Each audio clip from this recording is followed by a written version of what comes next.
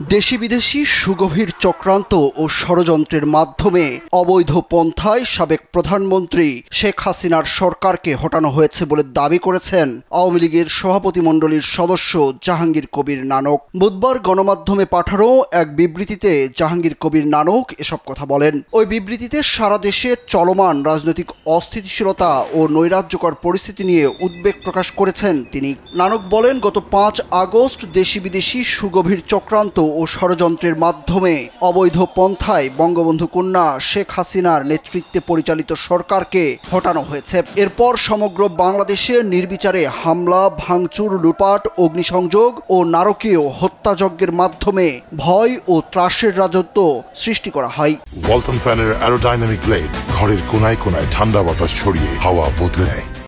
স্থিতিশীল ও গণতান্ত্রিক রাষ্ট্র ব্যবস্থাকে কুক্ষিগত করে নৈরাজ্যবাদীরা। সারা দেশে পুলিশের থানাগুলোতে হামলা, ভাঙচুর, অগ্নিসংযোগ ও পুলিশ বাহিনীর সদস্যদের হত্যার মাধ্যমে আইন শৃঙ্খলা পরিস্থিতি বিনষ্ট করে এক অরাজক পরিস্থিতি সৃষ্টি করা হয়। বিবৃতিতে নানক বলেন, পুলিশ বাহিনীর সদস্যদের মনোবল ভেঙে দেওয়া হয়, আইন শৃঙ্খলা পরিস্থিতি শূন্য পর্যায়ে নামিয়ে এনে ইতিহাসের ভয়াবহতম সন্ত্রাসের বিস্তার ঘটানো হয় এবং সেটাকে নৈতিক বৈধতা দেয় সন্ত্রাস ভিত্তিক রাজনৈতিক অপশক্তি। তাদের ন্যাক্কারজনক কর্মকাণ্ডের শিকার হয় বাংলাদেশ আওয়ামী লীগের নেতাকর্মী ও সনাতন ধর্মাবলম্বী জনগোষ্ঠী সহ দেশের সাধারণ মানুষ। এতে আওয়ামী লীগের নেতাকর্মী সহ সহস্রাধিক মানুষ প্রাণ হারায়, অগণিত মানুষ আহত হয়। আওয়ামী লীগের নেতাকর্মীদের বাড়িঘর, অফিস ও ব্যবসা প্রতিষ্ঠানে হামলার পাশাপাশি অগ্নিসংযোগ করা হয় বলেও জানান নানক।